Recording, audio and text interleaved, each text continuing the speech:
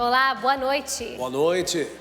Legado de Monsenhor Jonas Abib. Devoção mariana ensinada pelo fundador da Canção Nova é celebrada pelos filhos da comunidade. No sul do Brasil, a fé. Festa de Nossa Senhora do Caravaggio reúne 60 mil pessoas em Farroupilha, no Rio Grande do Sul. Dia Nacional de Combate ao Glaucoma, enfermidade que não dói, sem sintomas, mas que pode causar cegueira.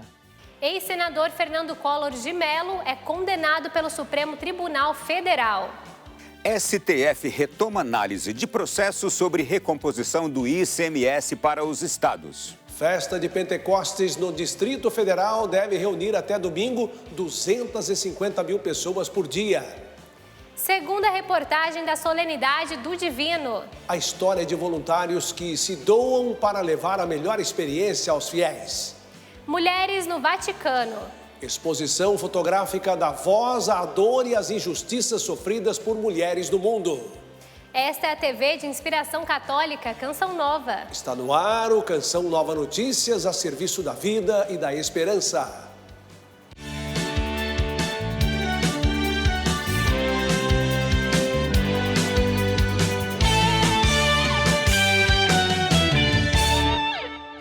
O Vaticano informou que as audiências do Papa Francisco para hoje foram canceladas, pois o pontífice apresentou um quadro febril. Sem dar mais detalhes, a nota da sala da imprensa afirma que os compromissos do Papa na festa de Pentecostes estão mantidos.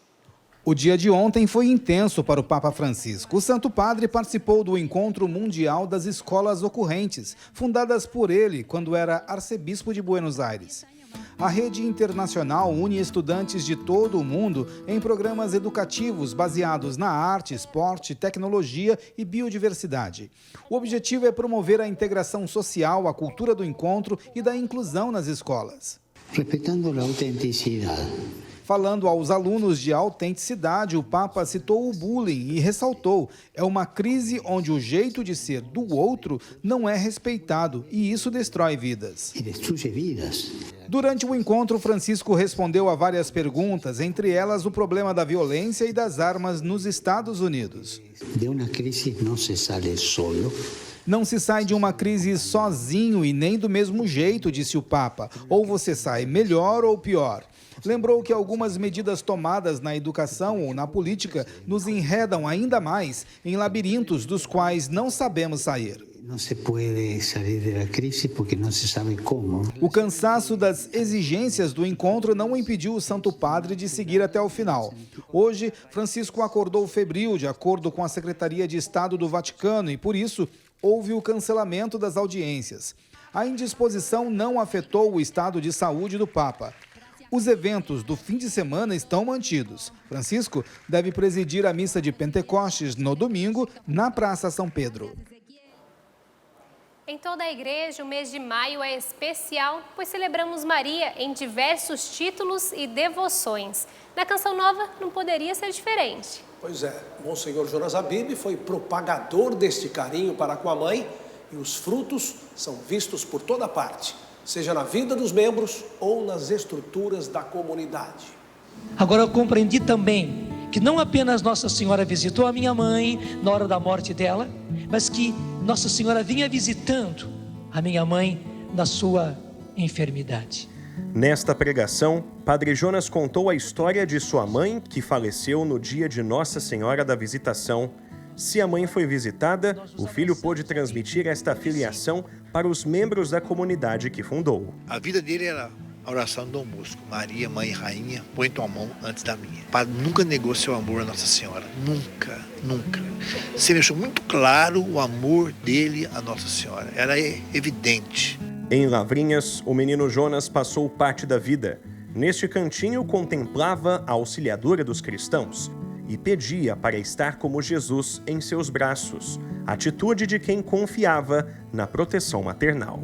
Minha vocação nasceu da reza do terço e da participação na Santa Missa. Mas uma vez que eu entrei e morei 6 meses nessa casa, né? Essa casa tão mariana, tão dedicada a Nossa Senhora Auxiliadora dos Cristãos, ela é minha mãe, eu sou filho predileto. 85 anos de vida, 58 de sacerdócio. Em todos os momentos, Monsenhor Jonas Habib contou com o auxílio da mãe. Este carinho se transformou em um presente a partir da Casa de Maria, que é a Canção Nova. Por esta via, serviu e amou a Jesus Cristo. Maria como mãe, como mestra, de viver ali na intimidade, eu vim ter depois que eu vim para a Canção Nova, né? Fui aprendendo ali com o Padre Jonas, lendo os nossos documentos, quando ele fala que aqui Maria caminha, aqui Maria nos observa, que é uma presença real, e é uma presença discreta, e eu fui vivendo isso na minha vida. Os pré-discípulos iniciam a caminhada missionária neste lugar. Atraídos pelo belo, reconhecem a necessidade de pertença à Nossa Senhora. O Padre Jonas nos ensina que Nossa Senhora é a nossa formadora e estar no pré-discipulado da comunidade, viver nessa casa de Lavrinhas, que foi onde também o Padre Jonas começou a sua caminhada rumo ao sacerdócio, é experimentar de fato essa verdade que Maria é a nossa formadora, é ela quem nos ensina, nos encaminha para Jesus e nos ajuda, né, nos desafios próprios da caminhada. E era a voz dela que vinha clareando o discernimento do passo na comunidade, né? À medida que eu ia conhecendo a vida de Monsenhor Jonas, eu ia entendendo os traços a partir disso na minha história também, que me trouxe até o pré-discipulado hoje aqui em Lavrinhas.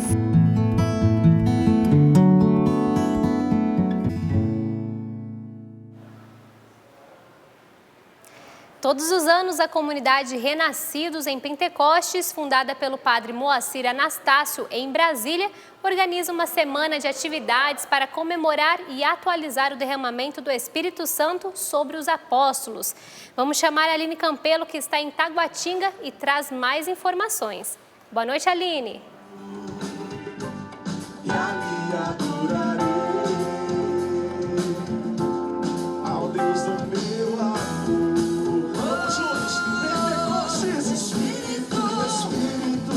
Boa noite, Yara, e a todos que nos acompanham. A festa de Pentecostes é uma das celebrações mais expressivas da Igreja Católica aqui no Distrito Federal. As festividades começaram no último domingo, no Ceilândia, no Centro de Evangelização Renascidos em Pentecostes, e de hoje até domingo acontece aqui no Tagua Parque, em Taguatinga. Para facilitar o deslocamento da população, o transporte público foi reforçado, especialmente para essa festa, que deve receber mais de 250 mil pessoas. Ao meu lado está a Juliana Miziari, que é uma das organizadoras do evento. Boa noite, Juliana. Como foi a preparação espiritual para esse grande evento? Boa noite.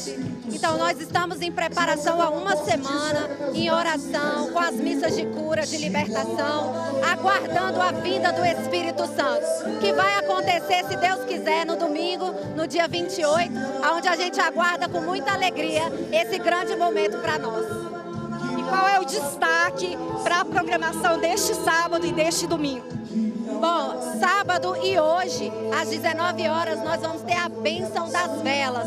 Então, hoje, a gente vai consagrar a vela ao Pai. Amanhã, às 19 horas, com a missa, a gente celebra e consagra a vela ao Filho. E no domingo, nós vamos, às 16 horas, consagrar com a missa as velas ao Espírito Santo e aguardar com muita alegria esse Pentecostes em nossas vidas. Muito obrigada pelas informações. Por aqui tudo pronto, um grande palco foi montado, telões para transmissões simultâneas estão espalhados por todo o parque e praça de alimentação. O evento é aberto ao público. Volto com vocês no estúdio. Obrigada, Aline. Uma ótima noite para você. A festa vai ser boa por aí, hein? Prosseguimos em Brasília. O Supremo Tribunal Federal retomou a análise de processo sobre recomposição do ICMS para os estados. Dos nossos estúdios, na capital federal, Ronaldo da Silva tem mais informações. Ronaldo, boa noite para você. Para você também, muito boa noite a tanta gente que agora nos acompanha e vamos falar de um assunto que interessa a todos, o ICMS dos combustíveis. Um grupo de trabalho foi montado no ano passado para mediar um acordo entre o governo federal e os governadores.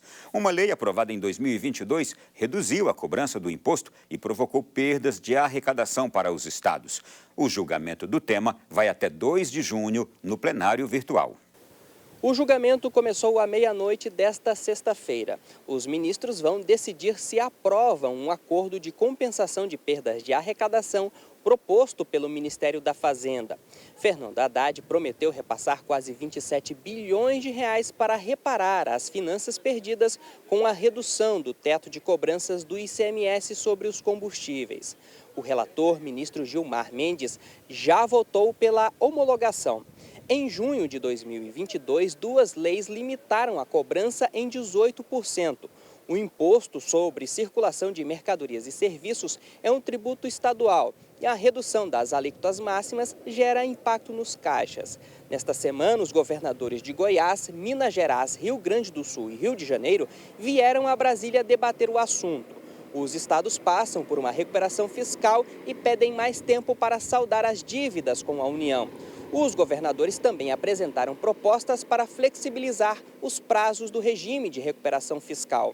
Francisco Coelho para o Canção Nova Notícias. E o ex-senador Fernando Collor de Mello foi condenado pelo Supremo Tribunal Federal por crimes que envolvem a BR Distribuidora. O ex-presidente foi condenado por crime de associação criminosa, corrupção passiva e lavagem de dinheiro. Fernando Collor foi acusado de receber ao menos 20 milhões de reais de propina para facilitar contratos com a BR Distribuidora, num desdobramento da Operação Lava Jato. Segundo o relator do caso, o ministro Edson Fachin, a culpabilidade de Collor é agravada pelo fato de o alagoano estar exercendo cargo público na época em que os crimes ocorreram, entre 2010 e 2014. E sugeriu que o ex-senador cumpra pena de 33 anos e 10 meses de prisão. O presidente Lula se reuniu hoje com as ministras do Meio Ambiente e dos Povos Indígenas no Palácio do Planalto. O encontro acontece após pressão para o IBAMA autorizar a escavação de um poço para retirada de petróleo na foz do Amazonas. Na Câmara dos Deputados, a medida provisória alterou a estrutura da esplanada dos ministérios, retirando das pastas do meio ambiente e dos povos indígenas funções consideradas fundamentais. A demarcação de terras indígenas passou para o Ministério da Justiça. No meio ambiente, entre outras mudanças, Marina perdeu o poder de gestão sobre o cadastro ambiental rural, o controle da Agência Nacional de Águas e do Sistema Nacional de Informações em Saneamento Básico. Marina Silva vem sendo pressionada após a negativa do IBAMA para a permissão de estudos de exploração de petróleo na foz do Amazonas, no Amapá. Na segunda, em entrevista à Canção Nova, a ministra disse que a decisão foi técnica. O IBAMA sempre é um órgão técnico. No governo Bolsonaro, ele foi assediado, ele foi perseguido e o presidente Lula tomou a decisão de respeito às leis. No encontro de hoje, Lula tenta acalmar os ânimos, reforçar a importância dos ministérios e fazer um alerta: não bater de frente com os parlamentares. O governo vem enfrentando dificuldades no parlamento e, por esse motivo, os líderes do governo no Congresso e os articuladores políticos do Planalto também participaram da reunião. Em coletiva na Câmara dos Deputados, a ministra dos Povos Indígenas chamou a decisão do Congresso de ataque. A vergonha é para o Brasil de retirar do ministério, que levou 523 anos para ser criado, não demorou 4, 5 meses para que pudesse ser desmontado. Estamos de volta e vamos a São Paulo, onde está Sidney Fernandes, que traz informações sobre a saúde dos olhos nesse Dia Nacional de Combate ao Glaucoma. Boa noite, Sidney. Boa noite para você também e boa noite a todos que acompanham o Canção Nova Notícias. De acordo com a Sociedade Brasileira de Glaucoma, a enfermidade pode atingir mais de 2 milhões de brasileiros com mais de 40 anos. Ainda que seja assintomática, a doença pode ser prevenida e tratada. Em uma consulta de rotina, Márcio recebeu o diagnóstico de glaucoma. Mesmo após o uso de colírio e procedimento cirúrgico, a visão de um dos olhos ficou prejudicada. Desse olho eu não enxergo quase nada. Enxergo mas não com clareza, não com nitidez. De acordo com a Organização Mundial da Saúde, o glaucoma é a segunda maior causa de cegueira no mundo. Uma doença dos olhos, causada por um aumento de pressão do olho, que machuca o nervo. E esse nervo machucado já não consegue mais conduzir a visão, e por isso que a visão começa a se deteriorar com o tempo. Na maior parte dos casos, o tratamento da doença é feito com colírio, para controle da pressão ocular, ou em ocorrências mais graves, por meio de cirurgia. Uma outra alternativa que está sendo muito utilizada hoje é o uso de laser. Tá? Existe um tratamento chamado trabeculoplastia, que pode ser realizado também. Se não tratado corretamente, o glaucoma pode causar cegueira. Por isso, os exames preventivos são essenciais para o diagnóstico precoce. A recomendação é visitar periodicamente o oftalmologista para a avaliação e medição da pressão interna dos olhos. A partir de 45, 50 anos de idade, é muito importante todo ano fazer uma avaliação. E lembrar que não é só exame de óculos, não adianta só ver se está enxergando direito, né?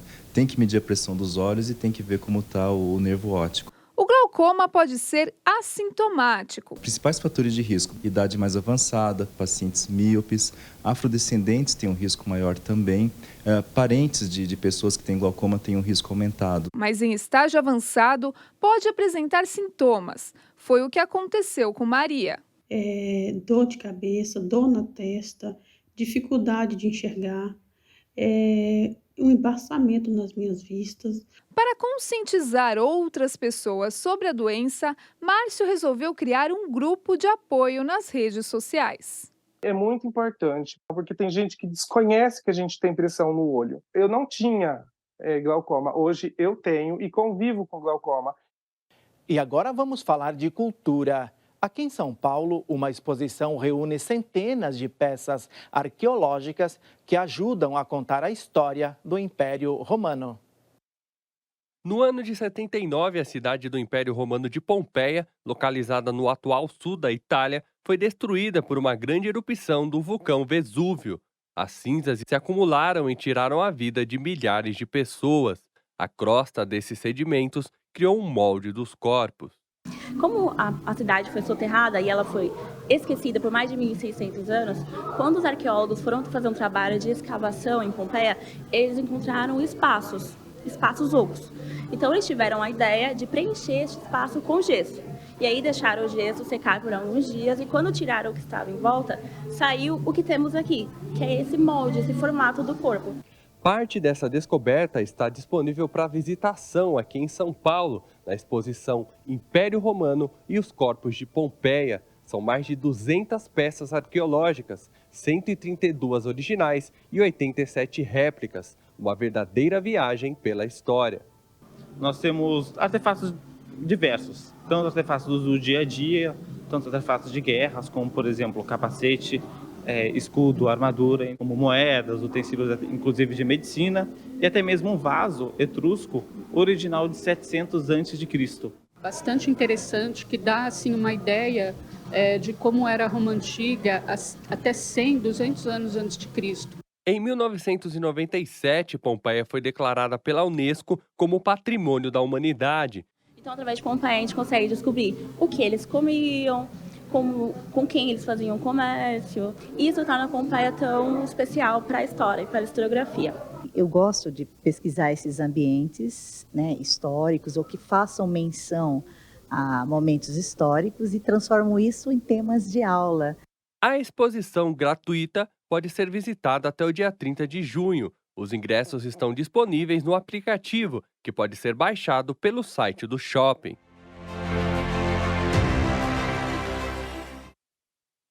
Antes de encerrar aqui de São Paulo, temos mais uma dica cultural para este fim de semana. A capital paulista recebe a virada cultural e conta com a participação de cantores católicos. Flávio Rogério.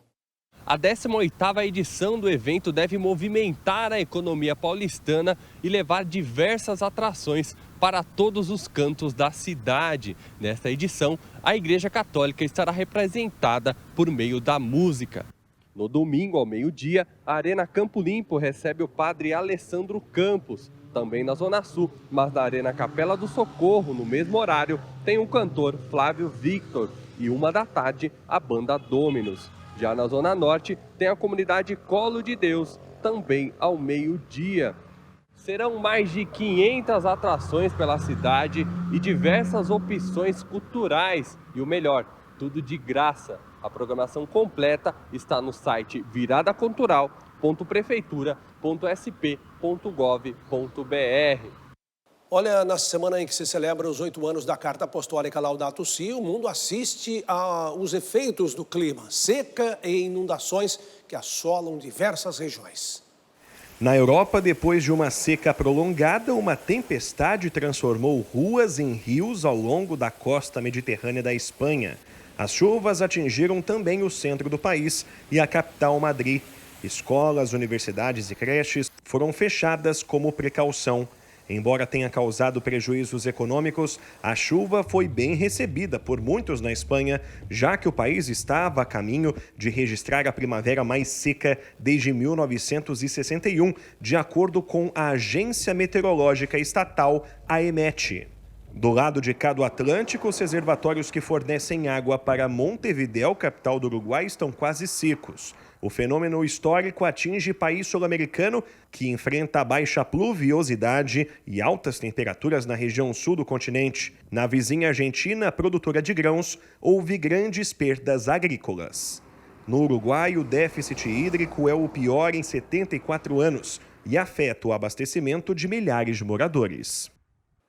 A noite de sexta-feira chegou e estamos pensando na programação do fim de semana. Vamos ver então como vai ficar o tempo? Atenção, você que mora no Nordeste. As fortes chuvas prosseguem na costa leste da região devido à circulação de ventos associada à baixa pressão.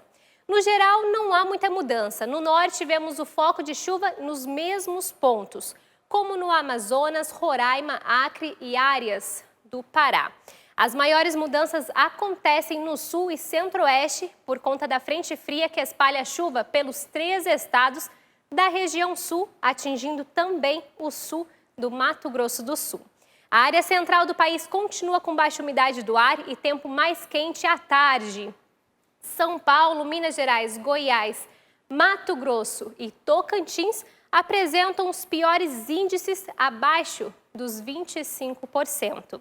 As temperaturas atingem calor de 33 graus em Cuiabá, 36 em Palmas e 31 em Campo Grande. E as mínimas são mais baixas na capital paulista, com 14, Belo Horizonte, 13 graus e Porto Alegre, 16. Vamos ver agora o tempo aqui no Vale do Paraíba. A dica é para você vir passar o fim de semana conosco. Em Cachoeira Paulista, onde está a sede da Canção Nova, os termômetros variam entre os 15 e 28 graus neste sábado. E se a ideia é visitar a Mãe Aparecida, amanhã a cidade deve atingir máxima também de 28 graus. Teremos um calor mais tímido na região, não é mesmo, Reinaldo?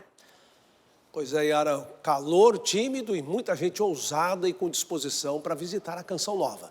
Vamos falar agora da grande romaria de Nossa Senhora do Caravaggio, de número 144, que começou hoje em Farroupilha, no Rio Grande do Sul. Até domingo, milhares de fiéis participam deste encontro de fé, cujo lema é fonte de nossa alegria, rogai por nós.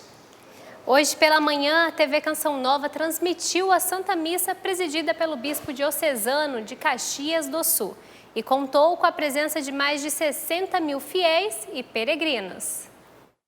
Em Farroupilha, o primeiro dia da 144ª Romaria de Caravaggio reúne milhares de pessoas no interior do templo e na esplanada, desde a missa celebrada às 6 da manhã. O público previsto e esperado para esses 3 dias de Romaria é de até 300 mil pessoas. De acordo com a Brigada Militar, passaram pelo complexo do santuário mais de 50 mil pessoas durante a manhã. O ponto alto foi a missa campal, iniciada às 10h30, com a presidência do bispo da Diocese de Caxias do Sul, Dom José Gislon. Um encontro de família, um encontro de fé, um encontro de celebrarmos a nossa fé sob o olhar materno de Nossa Senhora de Caravaggio. Vindo para o santuário, eu percebi milhares de jovens, de pessoas caminhando, vindo para a celebração desta manhã. O principal sinal desta devoção é o toque, na imagem centenária milagrosa de Nossa Senhora de Caravaggio. A aparição aconteceu em 1432, aos 26 de maio, às 17 horas, na província de Bérgamo, na Itália.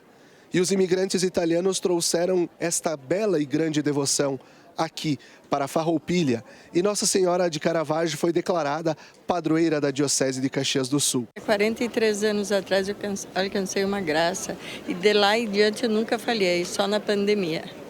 Carregando meus filhos no colo, hoje eles são grandes, crescidos. Hoje venho eu e meu esposo, ele completa 73 anos amanhã e a gente vem agradecer por tudo. O repórter Canção Nova deste domingo é direto de Minas Gerais. Elaine Santos mostra pra gente que o sul do estado é um celeiro de vocações e santidade.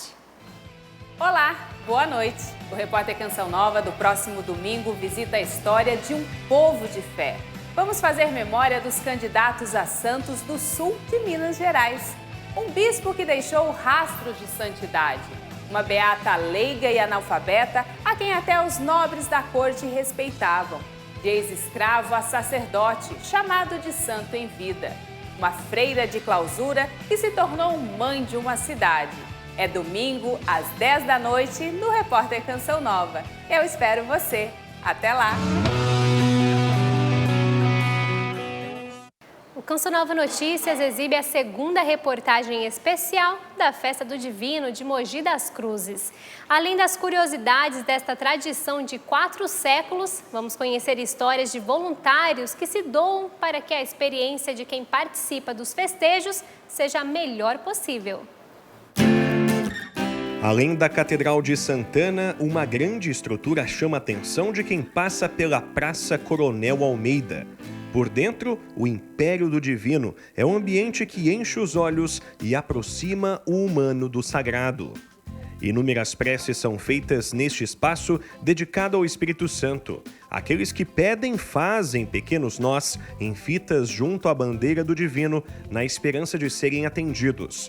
Tradição que ampara a todos e motiva a caminhada num sinal de confiança. A Festa do Divino ocorre sempre no período de Pentecostes, 50 dias após a Páscoa. Espiritualidade traduzida em histórias que passam por várias gerações aqui de Mogi das Cruzes. Comecei a minha participação na Festa do Divino no ano de 1983 e daí por diante eu não parei mais. Dona Judite, no auge de seus 89 anos, lidera a equipe que confecciona um salgado tradicional da festa. Tudo passa, só não passa o amor a Deus.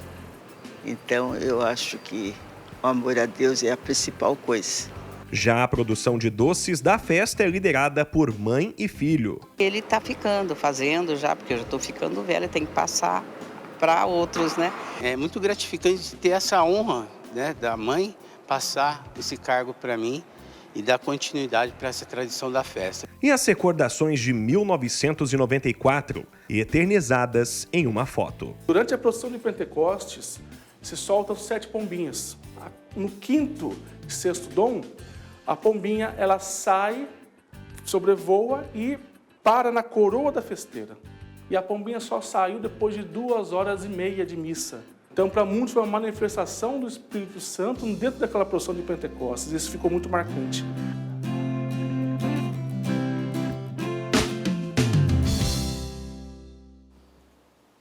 Graças à generosidade de sócios e benfeitores, a alegria para evangelizar floresce na obra Canção Nova. Vejam só, nós estamos com 75% de nossa meta na campanha do projeto Dai-me Almas de maio. E veja, faltam só 3 dias úteis para terminar o mês e a Canção Nova conta com você para chegar aos 100%. Vá lá, acesse clube.cançãonova.com, faça sua doação, se preferir, doe pelo Pix com a chave pix.doação@cançãonova.com. Obrigado por sua fidelidade e comprometimento. Os peregrinos que visitam o Vaticano podem prestigiar a mostra fotográfica Women's Cry, ou em português, Choro das Mulheres. A exposição vai até domingo e inclui 3 registros de imagens brasileiras. Com o evento, o Vaticano pretende dar voz à dor e às injustiças sofridas por algumas mulheres em todo o mundo.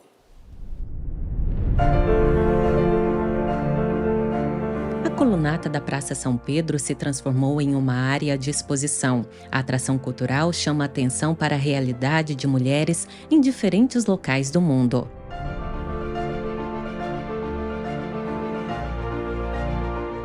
As imagens de nações como Grécia, Ucrânia, Índia e até do Sudeste Asiático destacam a expressão de cada mulher. As frases da encíclica Fratelli Tutti, do Papa Francisco, acompanham as fotografias. Nesta se lê: a ternura é um movimento que parte do coração e chega aos olhos, ouvidos e mãos. Nesta outra imagem de duas freiras de motocicleta que seguem para a celebração dominical, a frase é a seguinte: quanto nossa família humana precisa aprender a viver juntos em harmonia e paz. O trabalho é outro aspecto abordado. Aqui uma mulher sorri ao ser fotografada secando fatias de batatas fritas e esta revela a expressão de uma senhora vendendo cobertores. Neste outro registro, uma oleira produz vasos de barro, enquanto mulheres da Etiópia comercializam produtos nas estradas do norte do país. Há também imagens de pessoas em situação de guerra e sobreviventes de um naufrágio no Mediterrâneo. A mostra concentra 26 fotos produzidas por 9 fotógrafos de diferentes partes do mundo. Os profissionais buscaram retratar a luta e a missão dessas mulheres. 3 das imagens exibidas aqui em Roma são de personagens brasileiras. O fotógrafo Sebastiano Rosito registrou avó, mãe, tia e neta que seguem para o cultivo de mandioca na Amazônia. Embaixo da fotografia está a frase: a terra é um empréstimo que cada geração recebe e deve repassar para a próxima. Nesta outra foto, jovens de Marcos Moura, na Paraíba, preparam um espetáculo de arte e ecologia integral. E por último, a expressão desta família do Alto Rio Negro, território indígena do noroeste da Amazônia. Eu acho que é realmente forte ver mulheres e crianças de diferentes partes do mundo. Por exemplo, eu me reconheço como uma das meninas da Índia, que está andando de bicicleta na corda bamba e tentando se equilibrar nas cordas. Essa imagem falou muito comigo, principalmente enquanto mulher. That spoke to me. A exposição Choro das Mulheres é promovida pelo Dicastério para a Comunicação da Santa Sé, em conjunto com a União Mundial das Organizações de Mulheres Católicas e a empresa Handshake. Em vários momentos de seu pontificado, Papa Francisco falou das virtudes das mulheres. Em um de seus discursos, ressaltou: a donna é a harmonia, é a poesia. As mulheres são poesia, harmonia e beleza. Sem elas, o mundo não seria assim belo, não seria harmônico. Não seria harmônico.